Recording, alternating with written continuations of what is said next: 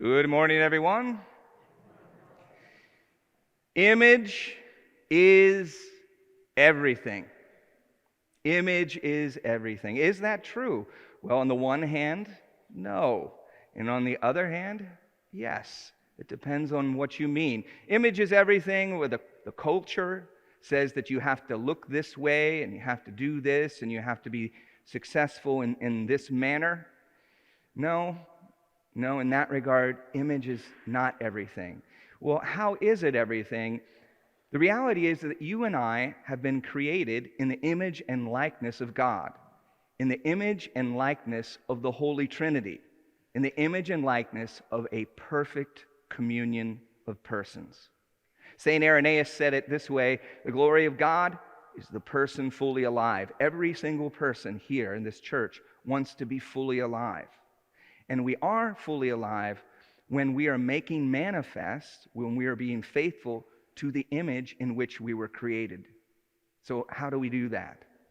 So before we look at that, we can look at some of the heresies that we can fall into with regards to the Holy Trinity. I'm not going to go through all of them. There are a bunch of them. The most popular ones, one is modalism, and that's that there is one God, but then there's kind of three faces of God. And this heresy really denies the fullness of each person in the Trinity. The other popular one is subordinationism. Okay, they say that God the Father is the big God. Jesus is the middle God, and the Holy Spirit is the little God. Okay, so that is not the case either. All right, so there's perfect unity and there's equality in all persons. So, coming from that standpoint, what can we say about the Trinity that we're entering into this mystery and it is truly a revelation revealed by Jesus? How can we live fully?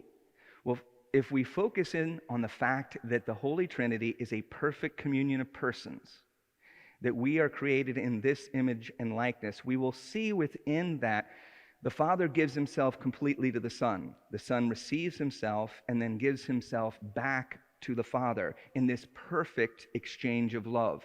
The exchange of love is eternal and so perfect that it manifests another person, the Holy Spirit. And so, if we take that as a template for our humanity, then we will image the Trinity when we love. That is to say, when we sacrifice. Because love is sacrifice. And when we make a good sacrifice, it brings forth life in others and in ourselves. From my standpoint, as a priest, some of the greatest moments of priesthood were in difficult moments. Burying my maternal grandfather, burying my paternal grandfather, burying my uncle, burying my aunt. Some really wonderful times of celebration. I married 3 of my cousins. Wait a minute, I shouldn't say it like that. Okay. No, I presided at the wedding ceremony for 3 of my cousins. Okay. That was wonderful too. But one of the greatest moments in celebrating priesthood for me was with my father and my stepmother. So my parents got a divorce when I was around 14. They got an annulment. My mom became a third-order Carmelite. My dad remarried, although it was outside of the church. And for years, I longed that he would be married in the church and that he would receive communion in a good state. And that moment came. And it was so beautiful to be able to preside at that ceremony as well. I'd say maybe a year or so after that, my stepmother, Pat, had some real bad back problems, and she had to have surgery. It was a pretty extensive surgery, and she was rather debilitated to a point where he had to care for her as a nurse. And I mean everything. And I said, "Gee, Dad, you must really love her." And there was like a long pause. And with a crack in his voice, he said, "Yes, I really love her." It's the sacrifice that makes manifest the image. You should think about that for yourselves. How does God call you to give of yourself, to lay yourself down in sacrifice, and how that affects people? I'm not really sure he thought about that, but I bet when he saw her staring back at him and she thinking, he loves me, that is a manifest of the image of the Trinity. Now, another way, and we can look at a perfect communion of persons, if you go to Rome or you study in Rome, the way that they make the sign of the cross, sometimes we are like Father, Son, Holy Spirit, kind of just hitting our heart. But they say it Father, Son, it's almost like in the abdomen. Father, Son, Holy Spirit. I like that because even in our sign, we show the space that the Holy Trinity has created for you and me. It's a space of the heart of the Trinity, and it is a place of hospitality. God invites us into his very heart. And this can be really easy if you love somebody and you're sacrificing for them, but it can also be a challenge. And where we really make a decision and make a sacrifice where we're inviting somebody into our own heart in hospitality, we can make manifest that image. I told you a story, I don't know, it's probably a year ago, of when I was a gymnast in high school and I was traveling to a national training center. It was about an hour and a half away.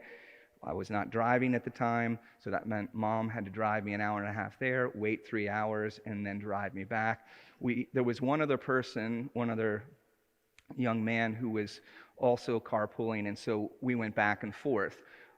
One time when their family was taking me, and by the way, their family lived in the suburbs, we lived in the city. They had a pool and everything else. We did not. I went to Maple Grove, which was the public pool. They were well off. Nevertheless, we stopped at Church's Chicken in Reading, so it was a chicken chain, and they lined up and they got, just the smell of the chicken was I was just salivating. We went through and they kind of paid for themselves and then they just sat down. So I had my peanut butter and jelly sandwich, so I sat down with them and they're like, "Oh, this chicken is so good." And I'm like, So I went home and I told my mom and I told my grandparents. The next week, my grandparents took us. They were carpooling. Guess where we stopped? Church's Chicken. All right, and so now, I'm ready. Now, he has money on him, but my grandfather walks over and just puts his hand on his wallet and says, "No, we'll be paying for you today." Now, I don't know if that young man understood, but it made an impact on me, where I'm talking about it over 30 years ago.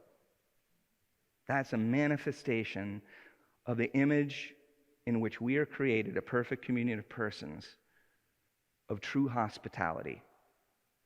You don't have to like the person. You don't have to be getting along with them in order to create a space of hospitality. And when you do, you can change people's lives when you make manifest that image. Practical things. I bet there'll be maybe 20 people when we are leaving this parking lot, you'll be thinking, "They're going too fast," or "They're going too slow," and you're just thinking these things. That's a moment. Create a space of hospitality. Pray for them. Who are you having difficulty at work with? Create a space of hospitality. Manifest some sort of behavior that makes present that image in which you and I have been created. Is image everything? Yes, not as the world says, but in the very image in which you and I have been created.